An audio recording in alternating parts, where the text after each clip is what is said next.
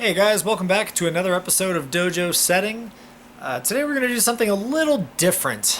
We're going to talk about 3 things you need to stop doing, and 3 things that you should start doing to improve your climbing.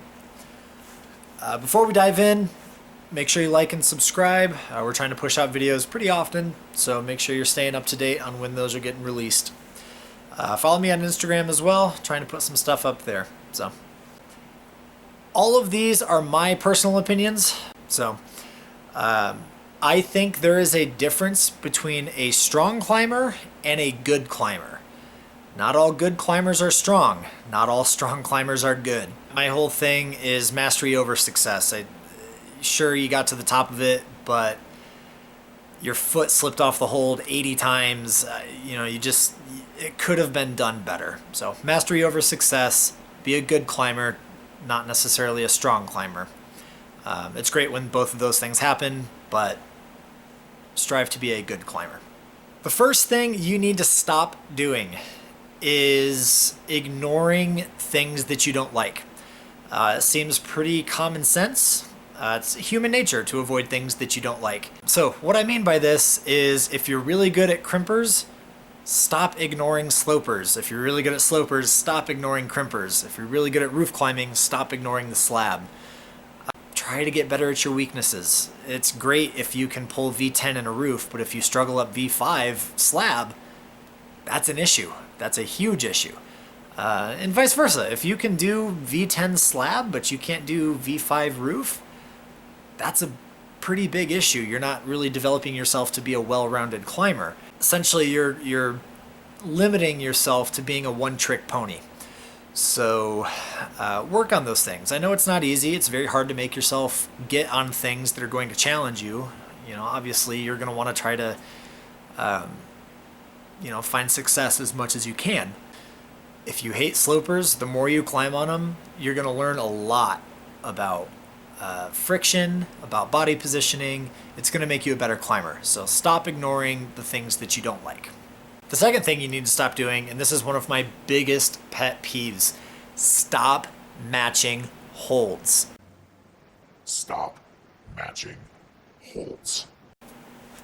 I hate when I see people matching holds. Now, this big black jug behind me, things that are long, obviously match them. That's what they're there for. But when you're doing these tiny tic-tacky matches on smaller holds, to be blunt, that's bad climbing. It's not, oh, well, it's easy, the route setter should have thought about this. No, it's bad climbing. Stop matching holds. Sure, it gets your fingers really strong, I guess, but you're cheating yourself out of a lot of learning opportunities. Usually you match holds because the body positioning on a route or the move is too hard for you. And I understand that. Like I said earlier, of course you want to avoid the things that you're not good at. That's great. But by matching holds, you're robbing yourself of the opportunity to work on those weaknesses. The last thing you need to stop doing in order to improve your climbing is to stop worrying about the grades. Grades are a great way to measure kind of where you're at, but they're a huge crutch. How many times have you walked into the gym, saw a climb that looked really cool, and said either, oh, it's V5, that's way too hard for me, or, oh, that's V5, that's way too easy for me, I'm not going to waste my time on it.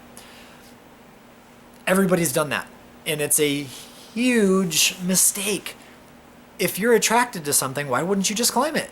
It makes sense. Don't ignore it just because it has a V grade on it that you perceive as too hard or too easy for you. If it's too easy for you, you're going to have a fun time climbing on it. If it's too hard for you, you're going to learn a lot on it.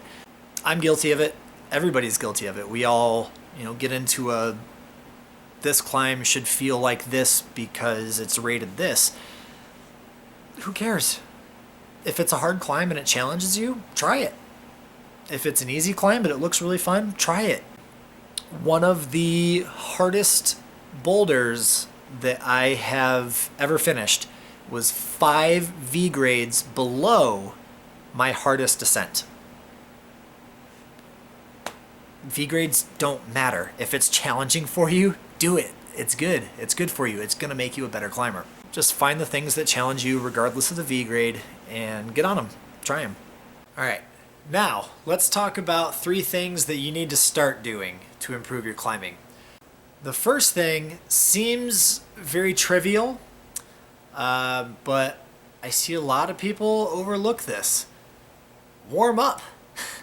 It sounds very simple, but just warm up. A warm-up is not climbing a couple of V0s, then you're ready to go. A warm-up takes time. You can't just climb on a couple easy climbs and think that you are ready to send the project. That's not how your body works. Actually get a proper warm-up. I would argue a good warm-up is going to take you at least 20 to 30 minutes. Spend the time to warm up. You're going to notice you climb better when you do it. Along those lines, one mistake that I see a lot of people make, I see a lot of people come to the gym, and start doing some of these, getting your stretches in. Static stretches like this aren't the best way to get your body ready to do physical activity. You need dynamic stretches. Some examples of dynamic stretches: jumping jacks, push-ups, sit-ups, neck twirls, shoulder things. You gotta move. This doesn't help. You gotta move.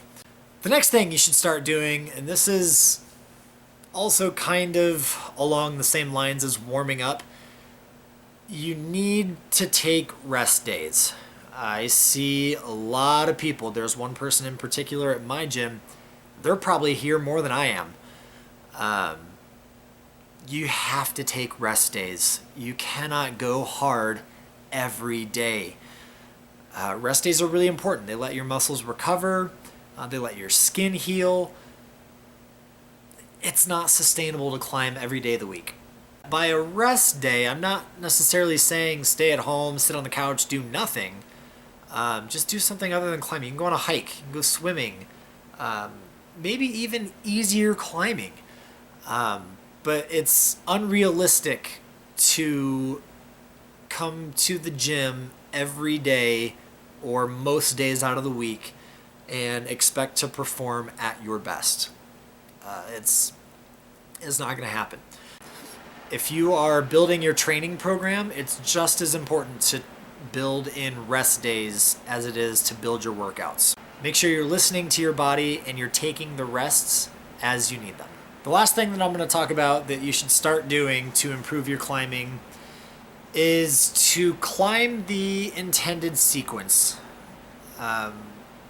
Speaking for myself, I can't say that this is universal with all route setters. My goal with route setting is to help teach you movement and to help get you to be a better climber. If you're going to sit there and pull on footholds to skip my sequence, you're not cheating me.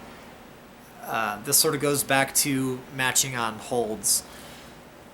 You're not cheating me, you're cheating yourself out of a learning opportunity. I had this one person at my gym a couple years ago that would find so much joy in grabbing a foothold and skipping a sequence. And he'd come up and just, I skipped your beta. And it's like, that's great, man. You found a much harder, much less interesting way to do my climb. That's awesome. I'm glad you did that. Now, one thing that I see a lot is taller climbers skipping holds because they're tall. And I understand that. I get why you're doing it, but you could probably be learning more if you force yourself to do those moves. You don't necessarily have to. You're tall enough to skip it, that's great, but learning how to do those moves is going to help you. Just because you can skip the holds in the gym doesn't mean you should. We're in a gym to get better. You're just being tall and reaching past it. Force yourself to learn the moves, you will get better.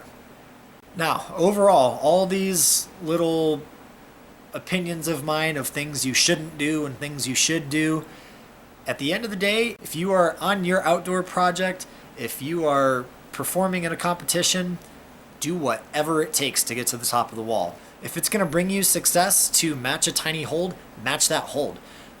If you're going to win the competition by cheating the beta, cheat the beta. My opinion is I use gym climbing to train to get better for when I actually need to perform. To me, I don't care if there's a boulder at my limit at the gym that I don't send. That's great. I don't care about it, to be honest. As long as I'm getting better at climbing. So those are my 3 things you should stop doing and 3 things you should start doing to improve your climbing. More than likely, if you implement these things, you will see improvements in your climbing. It can be frustrating, but you will see improvements. We got a lot of videos in the works right now, so make sure you are checking back, and we will see you next time.